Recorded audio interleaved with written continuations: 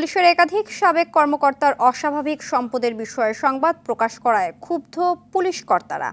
সাংবাদিকতা নিয়ে police service অ্যাসোসিয়েশনের এমন বিবৃতিতে গভীর উদ্বেগ প্রকাশ করেছে পেশাজীবী সাংবাদিকদের সংগঠন বিএফইউজে ও ডিইউজে। সাংবাদিক নেতারা জানান, গণমাধ্যম কোনো বাহিনী নয়, বরং ব্যক্তির দুর্নীতি নিয়ে সংবাদ প্রকাশ করছে।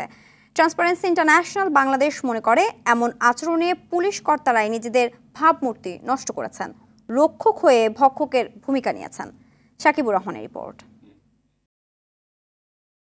সম্প্রতি পুলিশের একাধিক সাবেক কর্মকর্তার অস্বাভাবিক সম্পদের বিষয়ে গণমাধ্যমে খবর প্রচার হয়। সাবেক আইজি বেনজির, সাবেক ডিএমপি কমিশনার আসাদুজ্জামান মিয়ার অঢেল সম্পদ অর্জন নিয়ে অনুসংবাদী সংবাদ প্রচার করে প্রিন্ট ও ইলেকট্রনিক মিডিয়া। সানবিট সব দিবে সামাল। সানবিট ম্যাজিক প্রেস ডিশওয়াশিং এর মাথা ঘোরানো সলিউশন। নতুন আলোচনায় পুলিশের বরিশাল রেঞ্জের ডিআইজি জামিল হাসান। সরকারি চাকরি করে বিশাল রিসোর্ট, জমি, রাজধানীতে ফ্ল্যাট সহ বিপুল সম্পদ অর্জনের খবর প্রকাশ হয় গণমাধ্যমে। এমন সব সংবাদ প্রকাশের পর ঘটনার তদন্ত না চেয়ে উল্টো গণমাধ্যমের ভূমিকার প্রতিবাদ জানায় বাংলাদেশ পুলিশ সার্ভিস অ্যাসোসিয়েশন। এসব সংবাদকে উদ্দেশ্যমূলক ও অতিরঞ্জিত বলছেন তারা। দুর্নীতির বিরুদ্ধে সাংবাদিকতা নিয়ে পুলিশ সার্ভিস অ্যাসোসিয়েশনের বিবৃতির গভীর উদ্বেগ জানিয়েছেন পেশাজীবী সাংবাদিকদের সংগঠন বাংলাদেশ ফেডারেল সাংবাদিক ইউনিয়ন।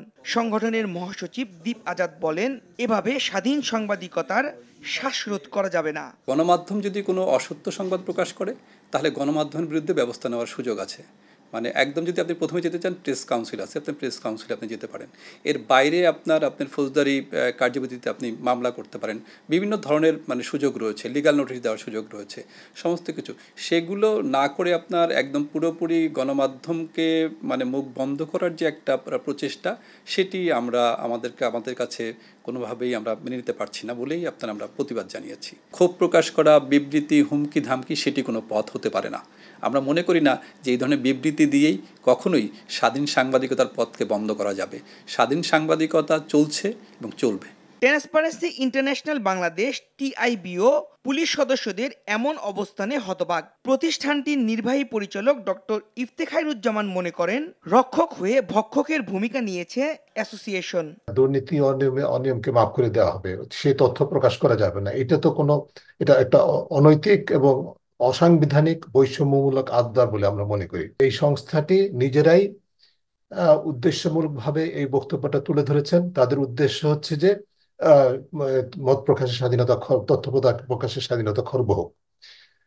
আর দ্বিতীয় উদ্দেশ্য হচ্ছে যে তাদের যে দুর্নীতির চিত্র, তাদের দুর্নীতির তথ্য যেন প্রকাশিত না হয়। সংস্থাটিতে সকলে দুর্নীতি করেন, ক্ষমতার অপব্যবহার করেন, এটা আমরা কখনোই বলবো না, কিন্তু যেটা বাস্তবতা সেটা হচ্ছে যে সংস্থাটিতে আপাতমস্তক দুর্নীতির এক ধাপ প্রাতিষ্ঠানিকরণ হয়ে গেছে, যে কারণে তারা চাচ্ছেন না, সংস্থা হিসেবে তারা চাচ্ছেন। তিনি বলেন, পুলিশ সদস্যের অনিয়মের বিরুদ্ধে অনুসন্ধানের আগে অনুমতি নেওয়ার দাবি কোনোভাবেই কাম্য নয়। নীতি নির্ধারকরা এমন দাবি প্রশ্রয় দেবে না বলে বিশ্বাস সচেতন মহলের। দুর্নীতির তথ্য প্রকাশ করা যাবে না, প্রকাশ করতে গেলে সরকারের উচ্চ পর্যায়ে, শীর্ষ পর্যায়ে অনুমোদন লাগবে।